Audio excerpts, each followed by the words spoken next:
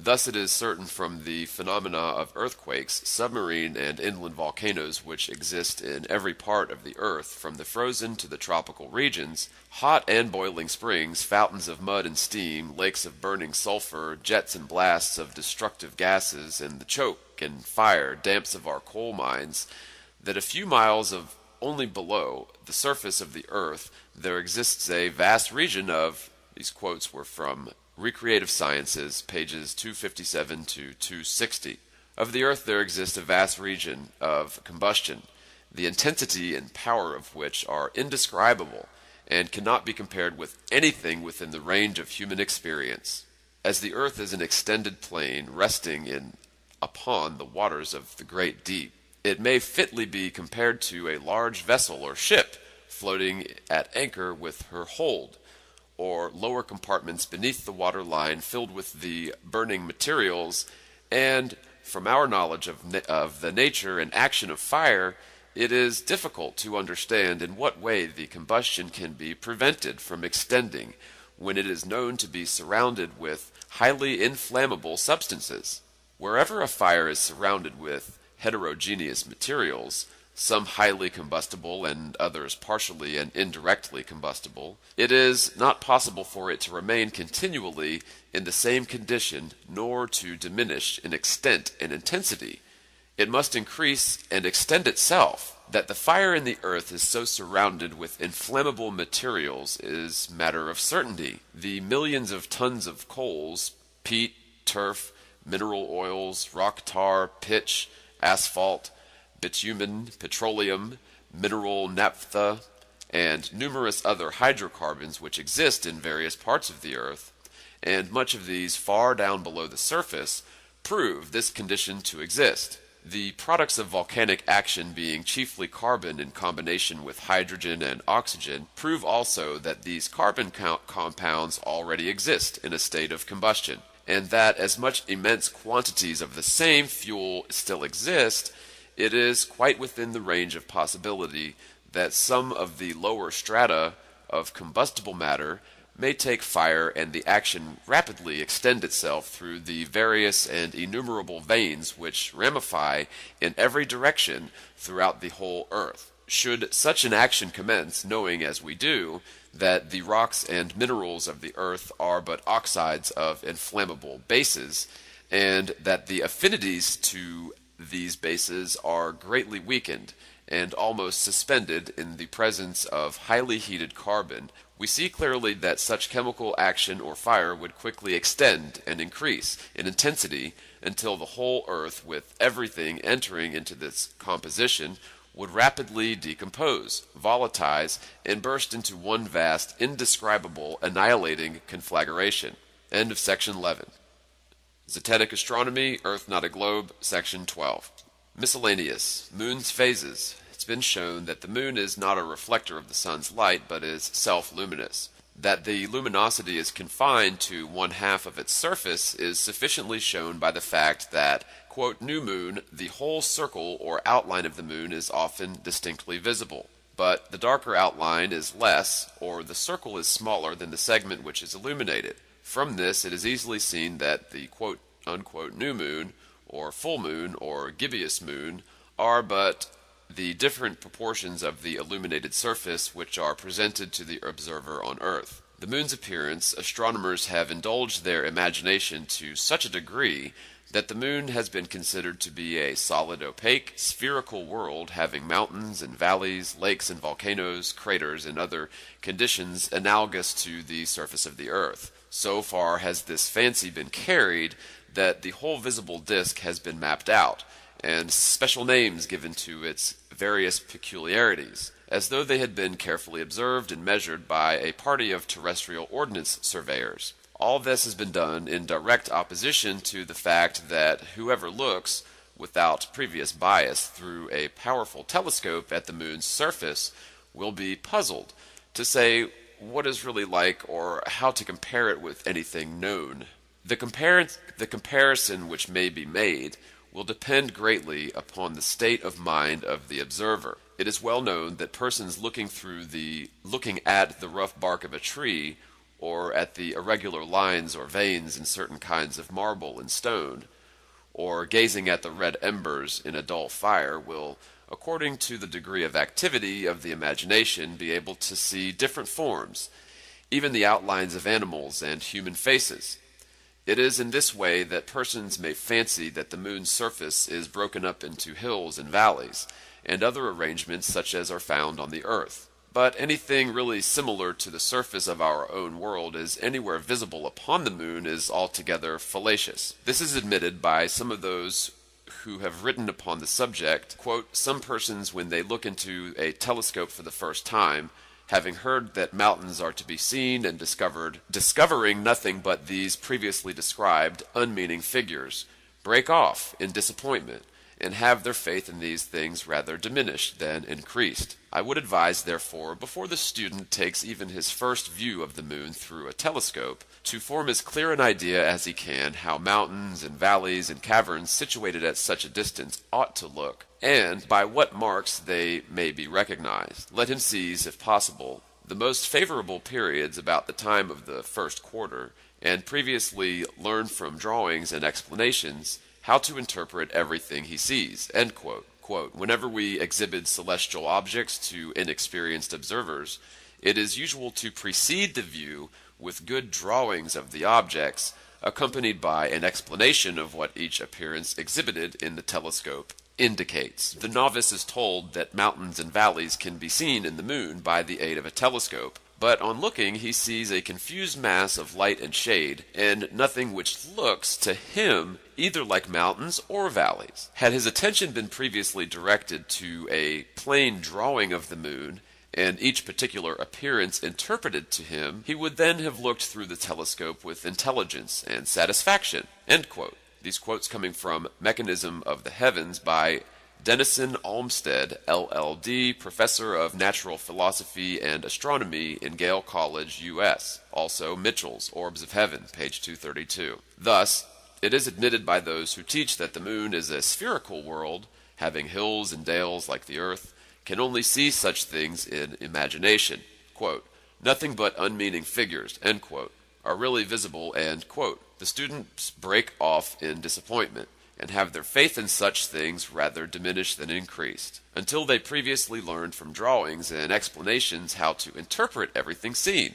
End quote. But who first made such drawings? Who first interpreted the, quote, unmeaning figures and the confused mass of light and shade? End quote. Who first declared them to indicate mountains and valleys, and ventured to make drawings and give explanations and interpretations for the purpose of biasing the minds and fixing or guiding the imaginations of subsequent observers? Whoever they were, they at least had given the reins to fancy, and afterwards took upon themselves to dogmatize and teach their crude and unwarranted imaginings to succeeding investigators. And this is the kind of evidence and reasoning which is obtruded in our seats of learning, and spread out in the numerous works which are published for the edification of society. The planet Neptune, for some years the advocates of the Earth's rotundity and of the Newtonian philosophy in general, were accustomed to refer with an air of pride and triumph to the discovery of a new planet which was called Neptune, as an undeniable evidence of the truth of their system or theory. The existence of this luminary was said to have been predicated from calculation only, and for a considerable period before it had been seen by the telescope. It was urged that, therefore, the system which would permit of such a discovery must therefore be true. But the whole matter subsequently proved to be unsatisfactory. That a proper conception may be formed of the actual value of the calculations and their supposed verification, the following account will be useful. In the year 1781, on March 13th, Uranus was discovered by Sir William Herschel, who was examining some small stars near the feet of Gemini, and he observed one of them to have sensible amount of diameter and less brightness than the others, and it was soon found to be a planet. It, however, had been seen before, first by Flamsteed on December 23rd, 1690, and between this time and 1781 it had been observed 16 times by Flamsteed, Bradley, Mayer, and Lemonnier.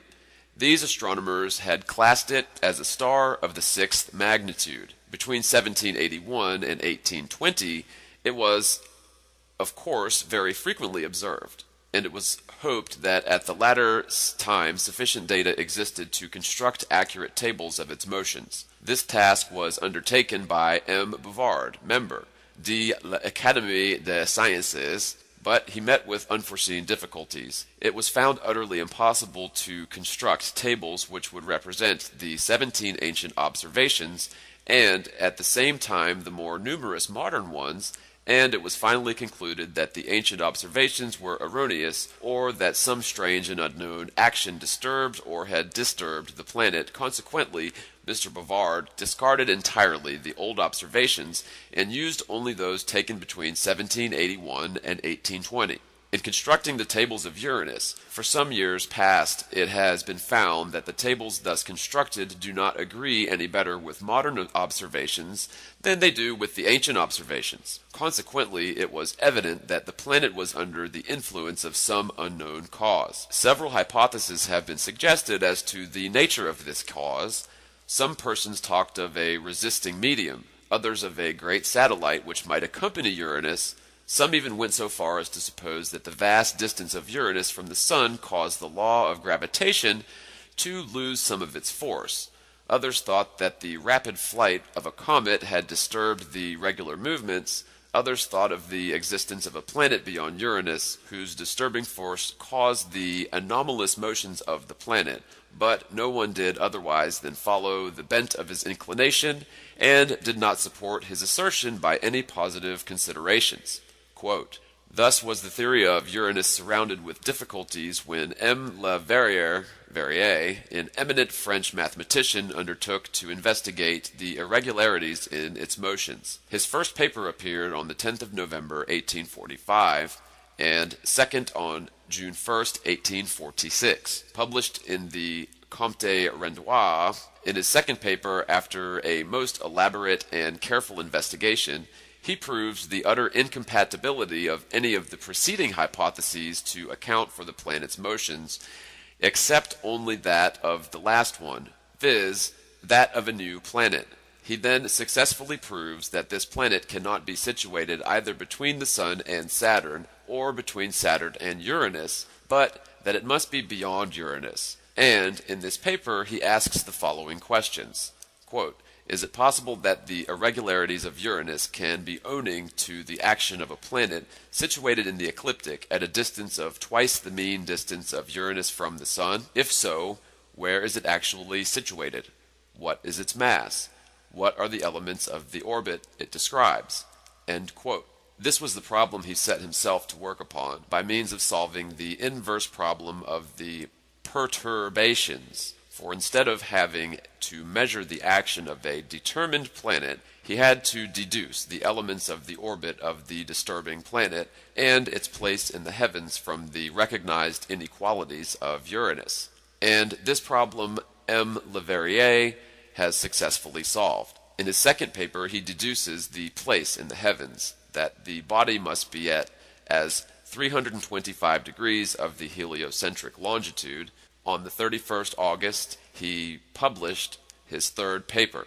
In this he has calculated that the period of the planet is 217 years, and that it moves in an orbit at the distance of more than 3,000 millions of miles from the Sun, that its mean longitude on January 1st, 1847 will be 318 degrees 17 minutes, its true longitude 326 degrees 32 minutes, and that the longitude of its perihelion will be 284 degrees 45 minutes, that it will appear to have a diameter of 3 1/4 seconds of arc as seen from the Earth, and that it is now about 5 degrees east of Delta Capricorni. Quote, "These remarkable calculations have pointed out a position which has very nearly proved to be the true one. On September 23rd, Dr. Gall at Berlin discovered a star of the 8th magnitude which has proved to be the planet.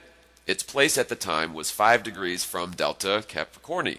It was found to have a disk of 3 seconds, as predicted, and its longitude at the time differs less than a degree from the longitude computed from the above elements.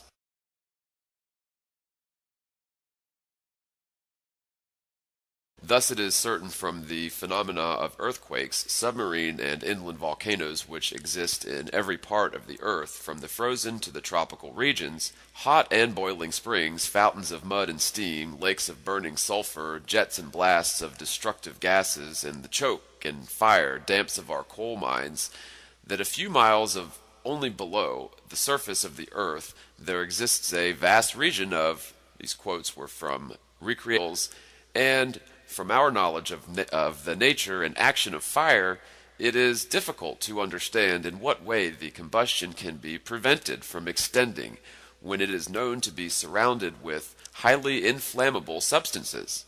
Wherever a fire is surrounded with heterogeneous materials, some highly combustible and others partially and indirectly combustible, it is not possible for it to remain continually in the same condition nor to diminish in extent and intensity. Of Sciences, pages 257 to 260. Of the earth there exists a vast region of combustion, the intensity and power of which are indescribable and cannot be compared with anything within the range of human experience. As the earth is an extended plain resting upon the waters of the great deep, it may fitly be compared to a large vessel or ship floating at anchor with her hold, or lower compartments beneath the water line filled with the burning material.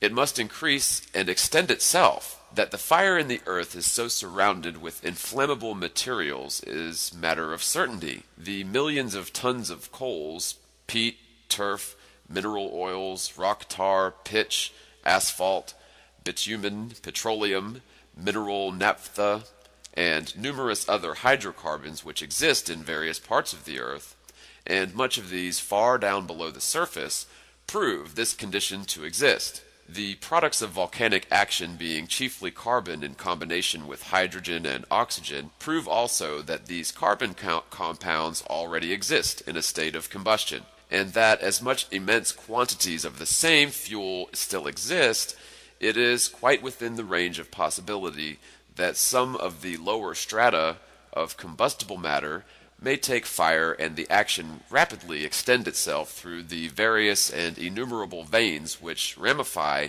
in every direction throughout the whole earth.